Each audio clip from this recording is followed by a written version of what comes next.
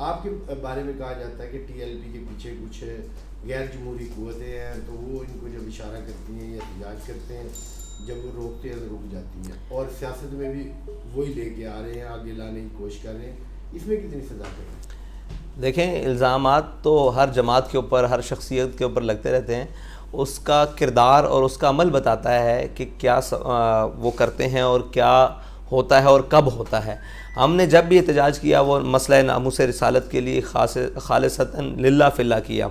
और मेरे वाले साहब तो बहुत बड़ी बात कह गए हैं कि अगर आपको कहीं मेरे दुनिया से जाने के बाद भी ये कहीं साबित हो जाए कि हमने किसी के इशारे पर, किसी के किनाए पर, किसी से लेकर, किसी के देकर कोई बात की हो, तो आप मेरी कब्र पर भी आके मुझसे बदला ले सकते हैं कि आपने हमसे गलत बयानी की। तो हमारा इस मामले में बड़ा क्लियर है, नामूस रिसालत के ऊपर ना हम किसी का इशारा मानते हैं, ना किनाया मानते हैं, और ना किसी की बात सुनते हैं। और दूसरे मामला वो आपके सामने हैं कि हम अल्हम्दुलिल्लाह सुरखरू हैं, ना हमने किसी के इशारों पर कभी बैठे हैं, ना कभी उठे। बताइएगा कि आप आइंदा इंतखाबात में दूसरे लीडर की तरह क्या कई नशिस्तों से इंतखाब लड़ेंगे, और अगर लड़ेंगे तो कहाँ से लड़ेंगे? जी, ये अभी फ़ैसला होना बाकी है कि कहाँ से इंतखाबात लड़ूंगा और लड़ूंगा या नहीं। तो ये जैसे ही फ़ैसला होगा इंशाल्लाह आपको पता लग जाएगा। तो ये बताइएगा कि अब आम इंतखाबात में कितने हल्कों से उम्मीदवार आपके रेडी हैं, कितने उम्मीदवार आप मैदान में लाएंगे कौमी असम्बली और सूबाई में? हमारे पूरे मुल्क से 2018 के इलेक्शन में 566 कैंडिडेट थे, ठीक है जी, जिन्होंने इलेक्शन कंटेस्ट किया था। तो इंशाल्लाह ये इस दफ़ा इससे बढ़कर होंगे। तो ज़िमनी इंतखाब में क्या तजर्बा हुआ? ज़िमनी इंतखाब में बहुत कुछ सीखने को भी मिला, और ये सीखने को ख़ास तौर पर मिला कि धांधली के हज़ार तरीके हैं, जिन तरीक़ों से अभी तक हमें उनका मतलब पता नहीं चल सका कि इस तरीके से भी धांधली करते हैं। बहरहाल हमारे लोगों ने बड़ी जाँफशानी के साथ और बड़ी मेहनत के साथ धांधली करने वाले लोगों को पकड़ा भी, और ज़िम्मेदारान को और नुमाइंदगान को, इलेक्शन कमीशन के उन लोगों को भी पकड़ा। लेकिन देखें, यहाँ अजब खेल है, अजब तमाशा है कि पकड़ने वालों के ऊपर उल्टा पर्चे कर दिए गए।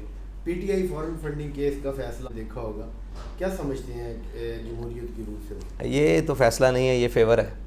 अगर शौकाज था तो शौकाज पहली जो ट्रांजैक्शन हुई थी या पहला जब केस रजिस्टर हुआ था तो पीटीआई को देना चाहिए था ना। आज तो फैसला देना चाहिए था कि ये मुजरिम है, इसकी ये सज़ा है। ये तो एक बिल्कुल 8 साल बाद कौम को एक पीछे लगाकर, इसीलिए तो कौम का और मिलत का इदारों से जो है एतबार उठता जा रहा है कि वो जब चाहे जिसको चाहे जैसे चाहे नवाज दें, जिसको चाहे जैसे चाहें उतार दें, जिसको चाहे जैसे चाहें बचा लें, जिसको चाहे जैसे चाहें उतार दें।